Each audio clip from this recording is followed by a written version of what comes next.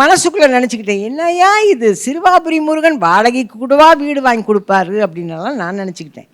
அவங்க 4 வாரம் போய் 5ஆவது வாரத்தில் அவங்க சொந்த வீடே கட்டுற அளவுக்கு அந்த சிறுவாபுரி முருகன் அவங்களுக்கு அருள் புரிஞ்சிருக்கிறார். இதை அடிக்கடி சொல்லுவாங்க, நான் கேட்டுக்குவேன். அப்போ திடீர்னு ஒரு நாள் நல்லா போயிட்டு இருந்தது லைஃபு, திடீர்னு வேலை இல்லைன்ட்டாங்க. இப்போ எப்படி யூஎஸ்லேருந்து எல்லாரையும் துரத்தி அனுப்புகிறாங்களோ அந்த மாதிரி எனக்கு இன்னையோட வேலை முடிஞ்சதுன்னாங்க. அடப்பாவிகளா, உங்களை நம்பி நான் வந்த வாய்ப்பெல்லாம் விட்டுட்டேனே, இந்த ஒரு சீரியலை நம்பி தானே என் பொழப்பே ஓடிக்கிட்டு இருக்கு, இப்போ திடீர்னு சொல்லிட்டாங்களேன்னு என்னால் அந்த துக்கத்தை தாங்கவே முடியல. அப்போ உட்காந்து அழறேன். ஐயோ, இது வேலை இல்லையே, நான் என்ன பண்ணுவேன்?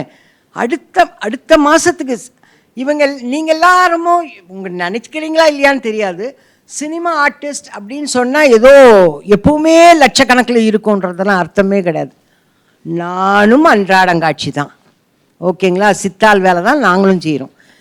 எல்லாருக்குமே வாழ்க்கையில் இருந்தால் ஒன்று அப்பர் பொசிஷனில் இருக்கணும், இல்லைன்னா லோயர் பொசிஷனில் இருக்கணும். ஆட்டோ கிடைக்கலன்னா கூட பஸ் ஏறி போகிற மாதிரி இருக்கணும். இந்த ஆட்டோலையும் போக முடியாமல், கார்லேயும் போக முடியாமல், இந்த இன்பிட்வீனில் மிடில் கிளாஸில் மாட்டிக்கிறேன் பாருங்கள், அந்த வர்க்கம் தான் நான்.